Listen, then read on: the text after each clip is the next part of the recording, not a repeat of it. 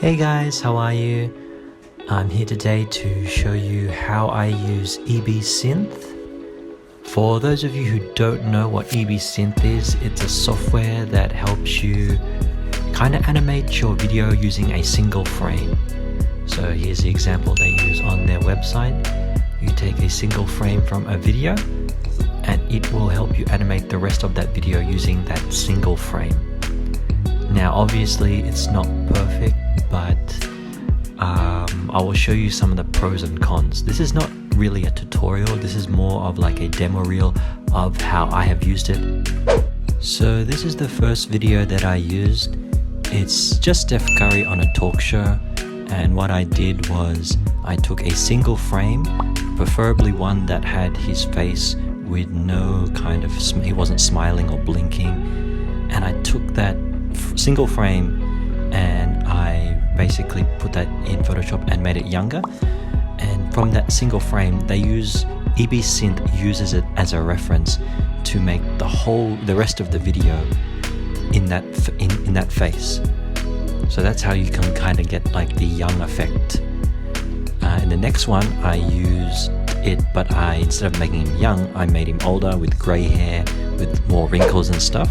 And then from that single frame as a reference, it made him older. So you can see the differences here. See, young and old.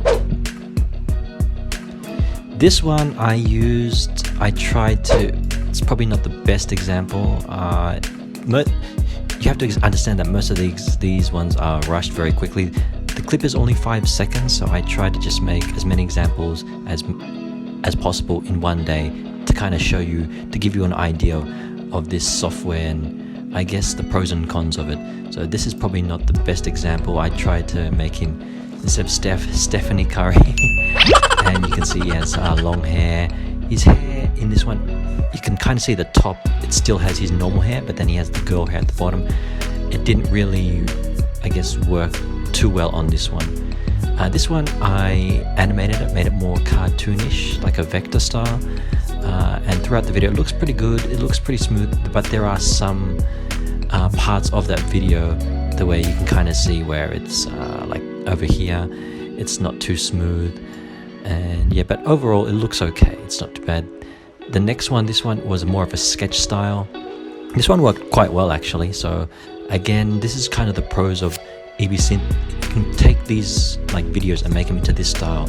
I'm sure in After Effects or there are other softwares that do this as well, but you can do this in Ebsynth as well. In this example, I used Robert Downey Jr. on a talk show as well. Same concept as what I used with Steph.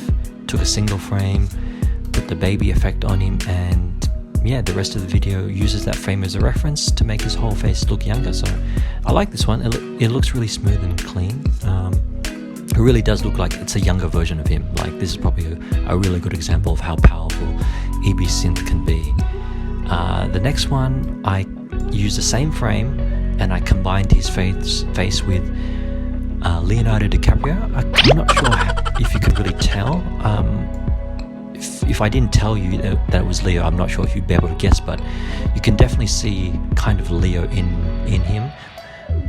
But yeah, this one's also pretty good. It's pretty smooth. It's kind of believable, I guess. It's just one of those ones. This one is pretty bad.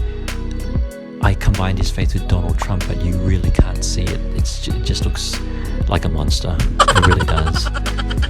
Moving on, I used Joe Biden's one and I tried to put the young effect on him.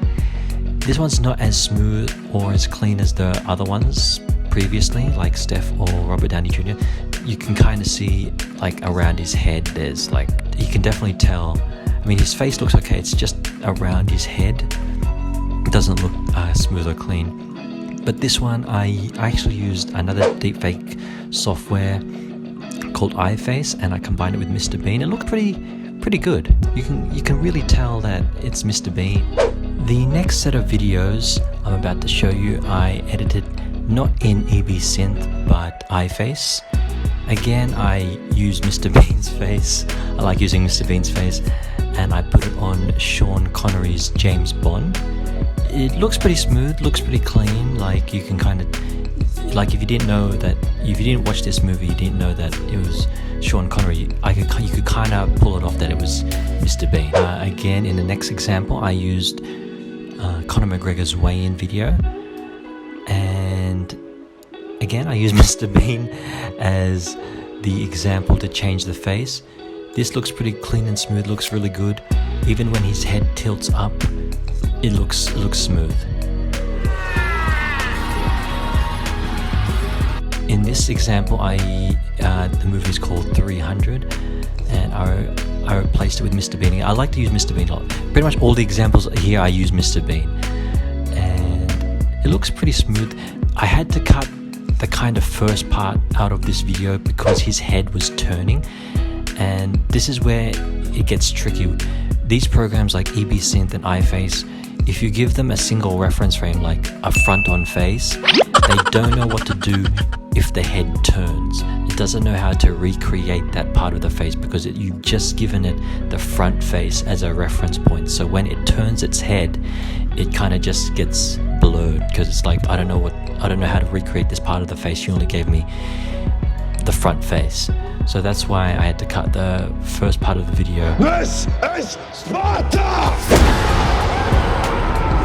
And this one I used Thor in Infinity War, I believe, the movie. And it looks okay. It's not the cleanest one I did.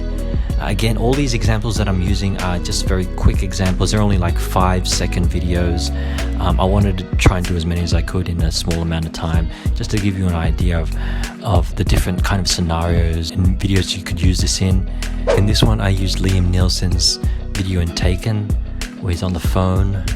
Very iconic scene. It looks pretty good. It's very dark video as well, so I wasn't too sure how I was going to deal with that, but it looks alright.